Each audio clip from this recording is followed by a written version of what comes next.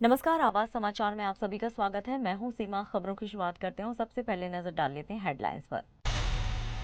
Trump की ceasefire appeal फिर फिसड्डी, Iran Israel जंग अब भी जारी। मोदी के अमेरिका ना जाने पर कांग्रेस ने उठाए तीखे सवाल। पीएम मोदी बोले, ऑपरेशन सिंदूर से दुनिया ने देखी भारत की ताकत। कथावाचक की पिटाई पर भड़के अखिलेश, बोले पीडीए अपमान नहीं सहेगा। हिंदी थोपने पर संजय राउत का शिंदे फडणवीस पर तीखा हमला। और सूरत में पहली बारिश ने डुबोई स्मार्ट सिटी, कांग्रेस का बीजेपी पर तंज। और अब खबरें विस्तार से।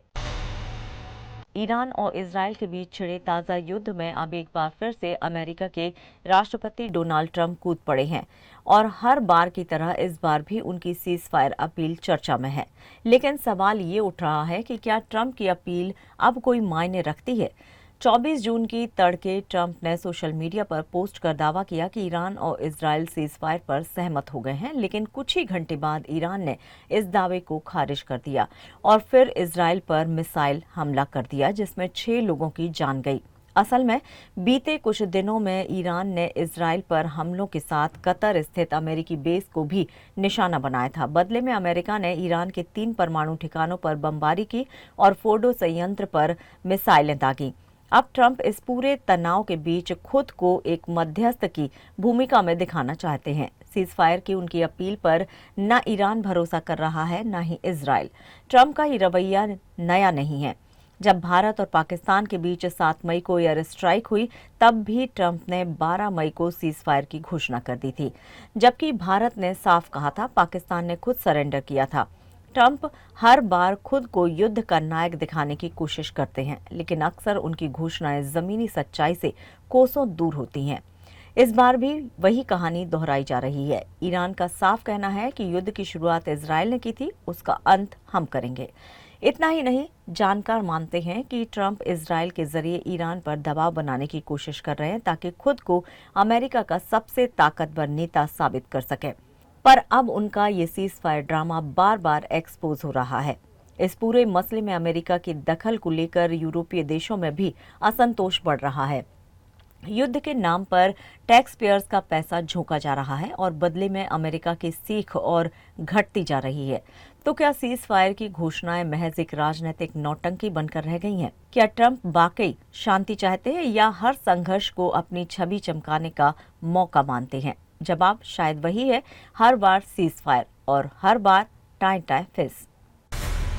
उड़ीसा में प्रधानमंत्री नरेंद्र मोदी ने बयान दिया था कि अमेरिका के राष्ट्रपति ट्रंप ने उन्हें बुलाया था, लेकिन उन्होंने इसे मना कर दिया। इस पर कांग्रेस की राष्ट्रीय प्रवक्ता सुप्रिया श्रीनेत ने कड़ी प्रतिक्रिया दी है। सुप्रिया श्रीनेत ने कहा है कि अगर मोदी अमेरिका जाते तो ट्रंप उन्हें पाकिस्तान के नफरती जनरल आसिम मुनीर के साथ बिठाकर खाना खिलाते और मोदी चुप रहते। कांग्रेस प्रवक्ता ने आगे कहा है कि ट्रंप एक तरफ सीजफायर का श्रेय ले रहे हैं, वहीं दूसरी तरफ भारत के लिए ट्रैवल एडवाइजरी भी जारी कर रहे हैं। सुप्रिया श्रीनेत ने सवाल उठाया कि भारत चौथी सबसे बड़ी अर्थव्यवस्था होते हुए भी अमेरिका से ऐसे तुगलकी आदेश क्यों मिल रहे हैं, जबकि पाकिस्तान के लिए ऐसी कोई एडवाइजरी जारी नहीं की गई है। कांग्रेस ने प्रधानमंत्री मोदी पर तंज कसते हुए कहा कि मोदी सरकार मूक दर्शक बनी हुई है और विदेश मंत्री लेजर आंखें लगाकर रील बनाने में व्यस्त हैं। आइए सुनते हैं क्या कुछ कह रही हैं कांग्रेस प्रवक्ता सुप्रिया श्रीनेत। अभी मैं सुन रही थी 3 दिन पहले मोदी जी बिहार में हाँक रहे थे कि ट्रंप ने उनको दावत पे बुलाया है, उन्होंने मना कर दिया, नहीं नहीं मुझे तो कहीं और जाना है। शायद उड़ीसा में थे, हाँक रहे थे। अच्छा किया आप नहीं गए। आप जाते तो आपको आसिम मुनीर जो नफरती जनरल है उसके साथ बिठाकर खाना खिलाता ट्रंप, और आप कुछ कह नहीं पाते। आप कह रहे हैं आपका मित्र आपको दावत पे बुला रहा है और आपका मित्र हमारे देश के खिलाफ ट्रैवल एडवाइजरी इशू कर रहे हैं। महिलाएं यहां आने लायक नहीं है। अमेरिका के जो पदाधिकारी हैं वो बिना परमिशन के नहीं जाएं। अपने रिस्क पर हम इंडिया जाइए। आपको दावत पे बुलाया जा रहा है, देश के साथ ये किया जा रहा है। प्रधानमंत्री नरेंद्र मोदी ने आतंक के खिलाफ भारत की कूटनीति को लेकर एक बार फिर से दो टूक शब्दों में संदेश दिया है। दिल्ली के विज्ञान भवन में श्री नारायण गुरुदेव और महात्मा गांधी की ऐतिहासिक भेंट की शताब्दी पर आयोजित समारोह में बोलते हुए प्रधानमंत्री ने ऑपरेशन सिंदूर का जिक्र किया। भारतीयों का खून बहाने वालों के लिए अब कोई ठिकाना सुरक्षित नहीं है। पीएम मोदी ने कहा कि आज का भारत देश हित में जो भी सही है वो कदम उठाने से पीछे नहीं हटता। उन्होंने कहा कि ऑपरेशन सिंदूर ने दुनिया को दिखा दिया है कि भारत कितना सक्षम है और यूं आतंकवाद को लेकर उसका रवैया अब बिल्कुल स्पष्ट है। इसके साथ ही प्रधानमंत्री ने नई शिक्षा नीति, योग दिवस और भारत की वैश्विक पहलों पर भी विस्तार से बातचीत की। उन्होंने कहा कि हालिया योग दिवस की थीम थी वन अर्थ वन हेल्थ, जो भारत की वसुधैव कुटुंबकम की सोच को दर्शाती है। पीएम मोदी ने G20 समिट के दौरान भारत द्वारा रखी गई theme one earth one family one future को भी भारत के वैश्विक विजन का प्रतीक बताया। उनका कहना है कि भारत अब one sun one world one grid जैसे वैश्विक अभियानों को लीड कर रहा है और ये सब कुछ विश्व कल्याण के उस विचार से जुड़ा है जिसे भारत सदियों से अपनाता आया है। साथियों, श्री नारायण गुरु एक सशक्त भारत चाहते थे। भारत के सशक्तिकरण के लिए हमें आर्थिक, सामाजिक और सैन्य हर पहलू में आगे रहना है। आज देश इसी रास्ते पर चल रहा है। भारत तेजी से दुनिया की तीसरे नंबर की इकोनॉमी बनने की तरफ बढ़ रहा है। हाल में दुनिया ने ये भी देखा है कि भारत का सामर्थ्य क्या है। ऑपरेशन सिंदूर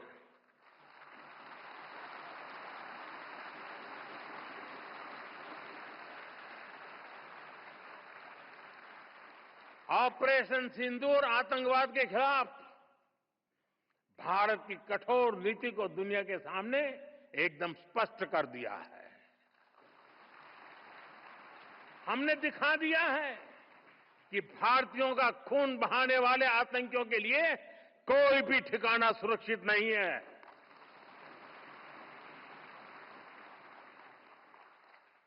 साथियों, आज का भारत देश हित में जो भी हो सकता है और जो भी सही है उसके हिसाब से कदम उठाता है।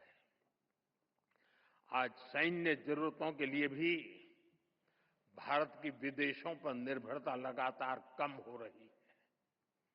हम डिफेंस सेक्टर में आत्मनिर्भर हो रहे हैं और इसका प्रभाव हमने ऑपरेशन सिंदूर के दौरान भी देखा है। हमारी सेनाओं ने भारत में बने हथियारों से दुश्मन को 22 मिनट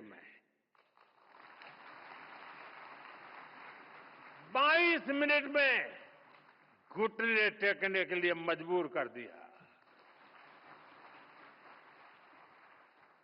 मुझे विश्वास है आने वाले समय में मेड इन इंडिया हथियारों का डंका पूरी दुनिया में बजेगा। उत्तर प्रदेश के इटावा में कथावाचक मुकुट मणि यादव और उनके सहयोगी संत सिंह यादव के साथ कथित मारपीट और अपमानजनक व्यवहार ने सियासी माहौल को गरमा दिया है। समाजवादी पार्टी प्रमुख अखिलेश यादव ने इस घटना को लेकर भारतीय जनता पार्टी पर सीधे निशाना साधा है। मंगलवार को लखनऊ में आयोजित एक प्रेस कॉन्फ्रेंस में अखिलेश यादव ने पीडीए यानी कि पिछड़ा, दलित और अल्पसंख्यक वर्ग के लोगों को बीजेपी सरकार लगातार डराने और अपमानित करने का काम कर रही है। उन्होंने पूछा कि अगर सच्चे कृष्ण भक्तों को ही कथा करने से रोका जाएगा तो आखिर किसे अधिकार है। अखिलेश ने इसे कथा वाचन पर वर्चस्व की साजिश करार दिया और कहा कि कुछ लोग इसे एक व्यवसाय बनाकर एक अधिकार चाहते हैं। उन्होंने आगे कहा कि भगवत कथा भगवान कृष्ण से जुड़ी है, अगर लोग कथा सुन सकते हैं तो बोल भी सकते हैं। सपा प्रमुख ने मांग की है कि सरकार स्पष्ट करे कि क्या अब कथा वाचन एक वर्ग विशेष का अधिकार बना दिया गया है। उन्होंने चेतावनी दी है कि अगर पीडीए समाज को यूं ही अपमानित किया गया तो इसका जवाब समाज जरूर देगा। भागवत कथा सबके लिए है। भागवत कथा सबके लिए है। जब सब सुन सकते हैं तो सब बोल क्यों नहीं सकते? भागवत कथा सबके लिए है, सब सुन सकते हैं तो सब बोल क्यों नहीं सकते? भगवत कथा भगवान कृष्ण से जुड़ी है। अगर सच्चे कृष्ण भक्तों को ही भगवत कथा कहने से रोका जाएगा, भागवत कथा तो भगवान कृष्ण से जुड़ी है। अगर सच्चे कृष्ण भक्तों को ही भागवत कथा कहने से रोका जाएगा तो कोई ये अपमान क्यों सहेगा? क्यों सहेगा कोई अपमान? कुछ लोग, वर्चस्ववादी लोग, प्रभुत्ववादी लोग कथा वाचन में अपना एकाधिकार बनाए रखना चाहते हैं। ये एकाधिकार छीने नहीं उनका। वर्चस्ववादी लोगों का एकाधिकार छीने नहीं। कथा वाचन को जिन्होंने भावना की जगह व्यवसाय बना लिया है, व्यवसाय बनाने वाले लोग हमारे इटावा कथा वाचन पीढ़ी अपमान कांड उन्हीं कुछ प्रभुत्ववादी और वर्चस्ववादी की वजह से घटित हुआ है। महाराष्ट्र में हिंदी को तीसरी भाषा के रूप में अनिवार्य किए जाने पर अब भाषा की राजनीति गर्मा गई है। शिवसेना उद्धव दल के सांसद संजय राउत ने सीधा हमला बोला है। उन्होंने पूछा है कि जब गुजरात में हिंदी नहीं थोपी जा रही तो फिर महाराष्ट्र में ये जबरदस्ती आखिर क्यों? राउत ने कहा है कि मुंबई और महाराष्ट्र को हिंदी की ताकत दिखाने की जरूरत नहीं है। यहाँ हिंदी का हमेशा स्वागत रहा है। उन्होंने आरोप लगाया है कि फडणवीस सरकार हिंदी के नाम पर सिर्फ वोट बैंक साध रही है।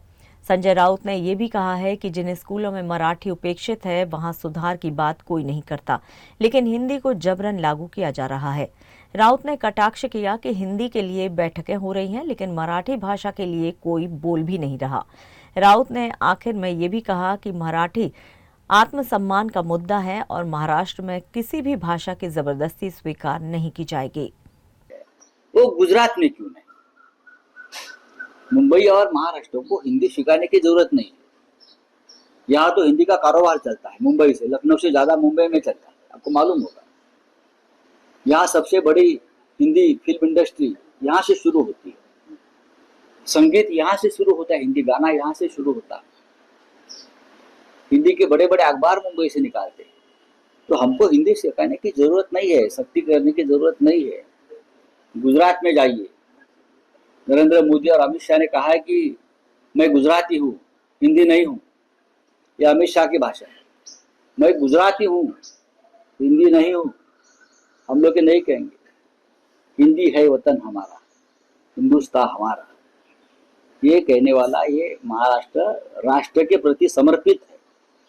किसी भाषा के प्रति हमारी नफरत नहीं है। हम हिंदी से प्यार करते हैं, करते रहेंगे। हम जब दिल्ली में जाते हैं, मुंबई से बाहर जाते हैं, तो पूरे व्यवहार हम हिंदी में करने की कोशिश करते हैं, चाहे नॉर्थ हो या वेस्ट हो। लेकिन दबाव की राजनीति आपकी जो है, वोट की राजनीति चल रही है। मुंबई महानगर पालिका चुनाव में आपको जो वोट चाहिए, इसलिए आप ये हिंदी भाषा का पॉलिटिक्स कर रहे हैं। गुजरात में करिए, गुजरात में। ये तस्वीर है देश की स्मार्ट सिटी कहे जाने वाले सूरत की, जहां पहली ही बारिश ने विकास के सारे दावे बहा दिए। प्राइम मार्केट इलाके में भारी जलजमाव के चलते दुकानदारों को लाखों का नुकसान उठाना पड़ा। बेसमेंट में बनी दुकानें पूरी तरह से पानी में डूब गई हैं। वहीं कर्मचारियों को मोटर और कैन से पानी निकालते देखा गया।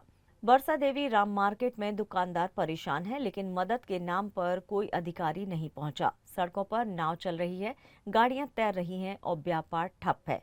लोग पूछ रहे हैं, क्या यही स्मार्ट सिटी मॉडल है? इसी मुद्दे पर कांग्रेस ने बीजेपी सरकार पर जोरदार हमला बोला है। कांग्रेस का कहना है कि 30 साल से गुजरात में बीजेपी की सरकार है, लेकिन इसने हवाई दावे और खोखले प्रचार के सिवा कुछ भी नहीं दिया है। पहली बारिश ने ही प्रशासन की पोल खोल दी है। जनता सवाल पूछ रही है कि करोड़ों खर्च करने के बाद भी नालों की सफाई क्यों नहीं हुई। स्मार्ट सिटी के नाम पर जनता को सिर्फ परेशानियां और पानी मिला है। अब देखना होगा कि सरकार इस जल संकट को कैसे संभालती है। और खबरों में यहाँ लेंगे एक छोटा सा ब्रेक। आप बने रहिए हमारे साथ।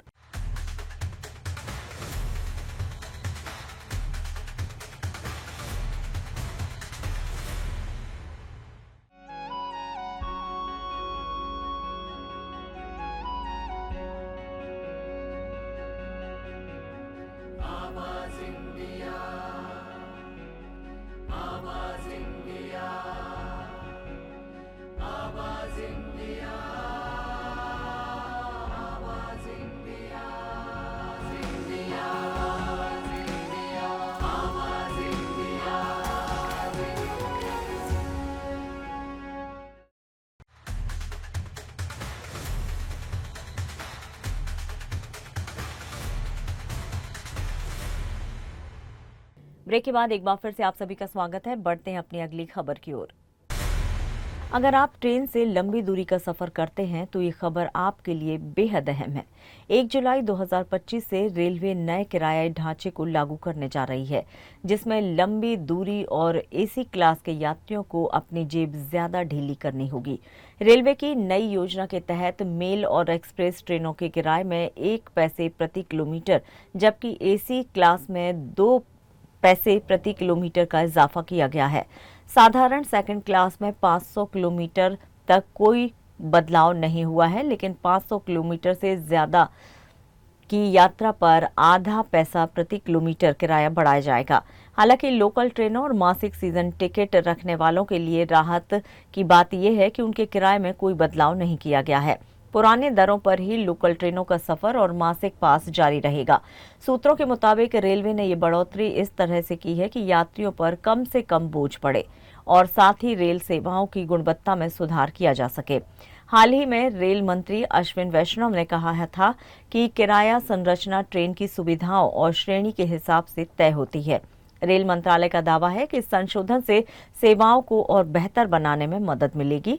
तो अगर आप जुलाई में किसी लंबी यात्रा की योजना बना रहे हैं तो टिकट बुक करते समय नया किराया जरूर चेक कर लें। महाराष्ट्र में विधानसभा चुनाव के बाद अब वोटर लिस्ट को लेकर नया सियासी संग्राम छिड़ गया है। कांग्रेस नेता राहुल गांधी ने मुख्यमंत्री देवेंद्र फडणवीस के निर्वाचन क्षेत्र में वोटरों की संख्या में असामान्य बढ़ोतरी को लेकर सीधे वोट चोरी का आरोप लगाया है।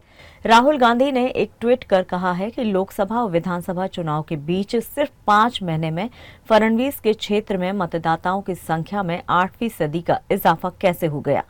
उन्होंने ये भी दावा किया है कि कई ऐसे वोटर मिले जिनके पास कोई आधिकारिक पता तक नहीं है। इस आरोप पर मुख्यमंत्री देवेंद्र फडणवीस ने पलटवार किया है। अपने विस्तृत ट्वीट में फडणवीस ने राहुल गांधी को याद दिलाया कि महाराष्ट्र के 25 से ज्यादा निर्वाचन क्षेत्रों में मतदाताओं की संख्या में 8% से ज्यादा की बढ़ोतरी हुई है और दिलचस्प बात यह है कि इनमें से कई सीटों पर कांग्रेस और एनसीपी के उम्मीदवार विजयी रहे हैं। फडणवीस ने उदाहरण के तौर पर बताया कि पश्चिम नागपुर में कांग्रेस के विकास ठाकरे, उत्तर नागपुर में कांग्रेस के नितिन राउत, बड़गांव शेरी से एनसीपी के बापू साहेब पठारे, मलाड पश्चिम से कांग्रेस के असलम शेख और मुंब्रा से एनसीपी के जितेंद्र अहवाट चुनाव लड़े हैं, जहां मतदाताओं की संख्या में भारी इजाफा दर्ज किया गया।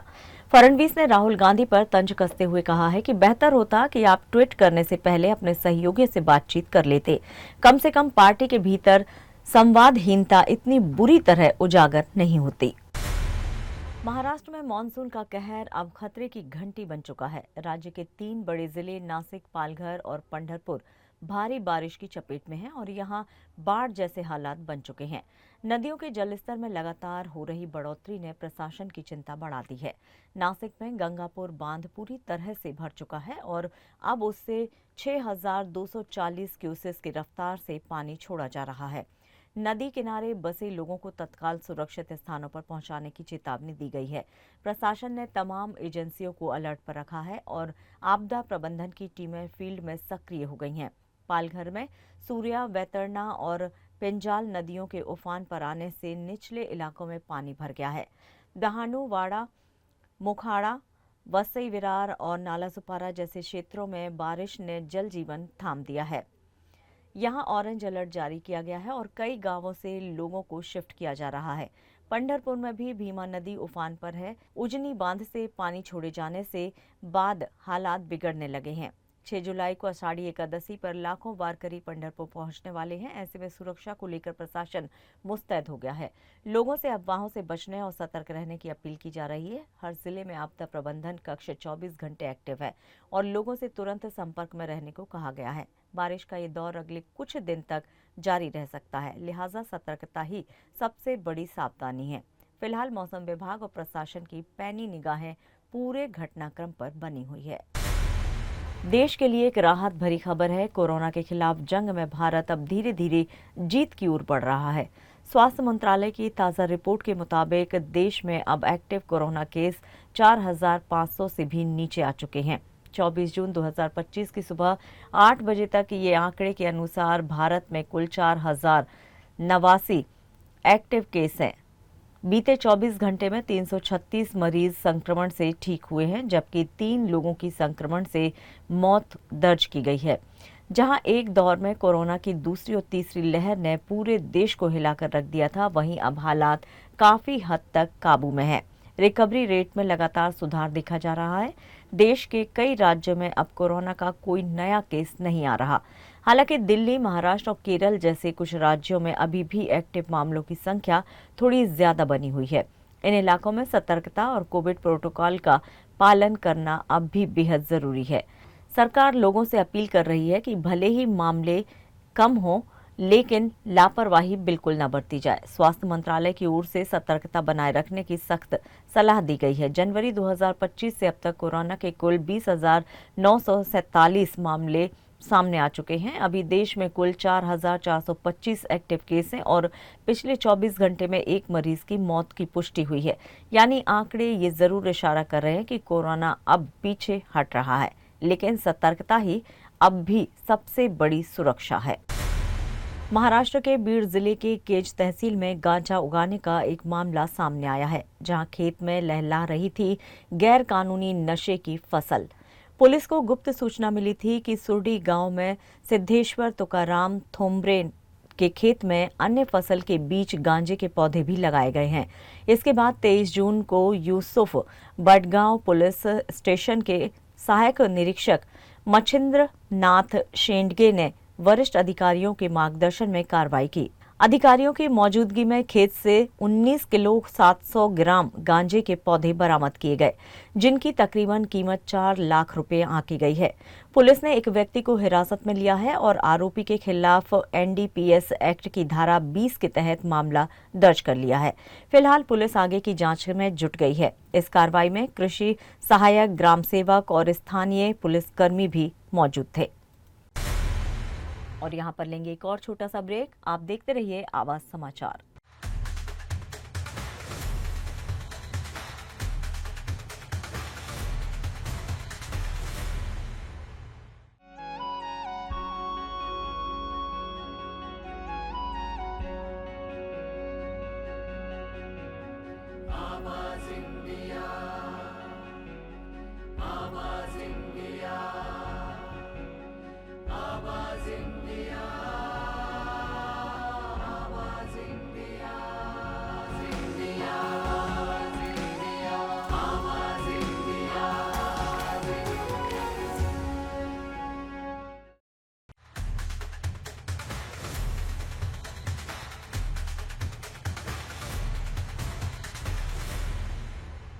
ब्रेक के बाद एक बार फिर से आप सभी का स्वागत है। बढ़ते हैं अपनी अगली खबर की ओर। तमिल और तेलुगु सिनेमा के चर्चित अभिनेता श्रीकांत एक ड्रग्स केस में बुरी तरह से फंस गए हैं। चेन्नई पुलिस ने 23 जून को उन्हें हिरासत में लेकर पूछताछ की और कुछ अहम सबूतों के आधार पर गिरफ्तार कर लिया है। श्रीकांत पर कोकीन के सेवन और ड्रग्स खरीदने का आरोप है। रिपोर्ट्स के मुताबिक उनका नाम कई ड्रग सप्लायर से जुड़ा रहा। इतना ही नहीं, इस केस के तार पूर्व AIADMK नेता टी प्रसाद से भी जोड़े जा रहे हैं, जिनसे श्रीकांत ने कथित तौर से ड्रग्स खरीदे थे। फिलहाल अभिनेता को 7 जुलाई तक न्यायिक हिरासत में भेज दिया गया है। करीब 26 साल से इंडस्ट्री में सक्रिय श्रीकांत ने कई तमिल और तेलुगु फिल्मों में शानदार अभिनय किया है, लेकिन अब उनका करियर एक गंभीर संकट में फंस गया है। दृश्यम सीरीज के फैंस के लिए एक बड़ी खबर है। अजय देवगन की बहुचर्चित फिल्म दृश्यम 3 को लेकर आखिरकार मेकर्स ने चुप्पी तोड़ दी है। डायरेक्टर जीतू जोसेफ ने कंफर्म किया है कि फिल्म की स्क्रिप्ट अब लगभग पूरी हो चुकी है और खास बात यह है कि ये फिल्म हिंदी, मलयालम और तेलुगु तीनों भाषाओं में एक साथ रिलीज की जाएगी। यानी हिंदी में जहां एक बार फिर अजय देवगन अपने पुराने किरदार में नजर आएंगे, वहीं मलयालम वर्जन में होंगे मोहनलाल और तेलुगु दर्शकों को वेंकटेश का साथ मिलेगा। जीतू जोसेफ का कहना है कि तीनों वर्जन की कहानी का मेन स्ट्रक्चर एक जैसा रहेगा, लेकिन स्थानीय दर्शकों और संस्कृति के मुताबिक कुछ बदलाव जरूर किए गए हैं, ताकि हर भाषा में कहानी का इमोशन और सस्पेंस उतना ही असरदार रहे। फिल्म के तीनों वर्जन को साथ में रिलीज करने का फैसला लिया गया है, ताकि किसी भी एक वर्जन से बाकी वर्जन की कहानी का क्लाइमैक्स स्पॉइल ना हो। इस बार भी कहानी का वही मूल तत्व रहेगा, फैमिली, थ्रिल और ट्विस्ट से भरपूर एक इमोशनल मिस्ट्री ड्रामा। पहले कहा जा रहा था कि फिल्म की शूटिंग सितंबर 2025 से शुरू होगी, लेकिन अब मेकर्स ने साफ कर दिया है कि इसे अक्टूबर से फ्लोर पर लाया जाएगा। याद दिला दें कि दृश्यम फ्रेंचाइजी की शुरुआत 2013 में हुई थी और इसके बाद आए हर वर्जन से अपने अपने रीजन में ब्लॉकबस्टर कामयाबी दर्ज की है। दृश्यम 3 से भी दर्शकों की उम्मीदें काफी ऊंची हैं और माना जा रहा है कि फिल्म सीक्वल के फॉर्मूले को और आगे लेकर नया बेंचमार्क सेट कर सकती है। अब देखना होगा कि अजय देवगन इस बार भी अपने विजय सालगांवकर अवतार से दर्शकों को कितना चौंका पाते हैं। अभिनेत्री काजोल की दमदार एक्टिंग और अलग अलग किरदारों को दर्शक हमेशा से ही पसंद करते आए हैं। अब वो फिर से चर्चा में है अपनी अगली सुपरनैचुरल हॉरर थ्रिलर फिल्म मां को लेकर।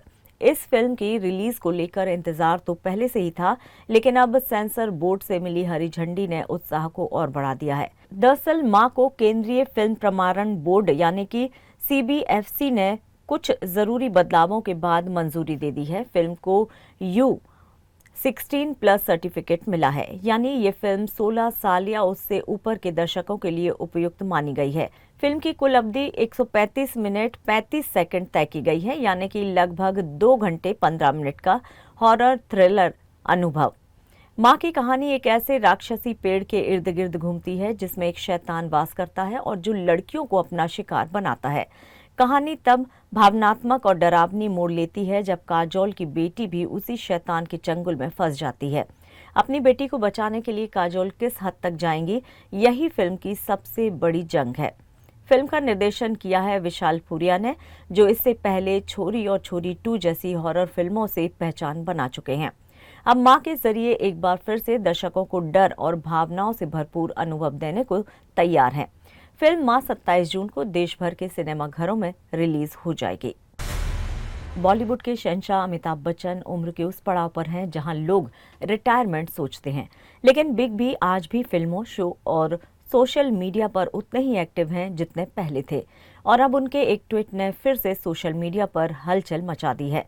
मामला जुड़ा है साइबर क्राइम कॉलर ट्यून से, जिसमें उनकी आवाज लोगों को साइबर ठगी से सावधान करती है।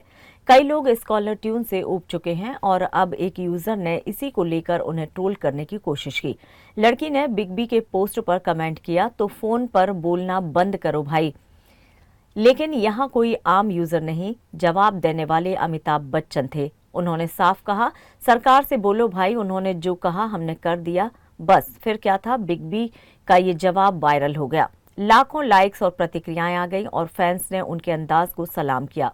इतना ही नहीं, एक यूजर ने तंज कसा कि सॉलिड नशा करते हो सर, तो अमिताभ ने जवाब दिया, एक नशा किया हुआ व्यक्ति ही ऐसा लिख सकता है जैसा आपने लिखा है।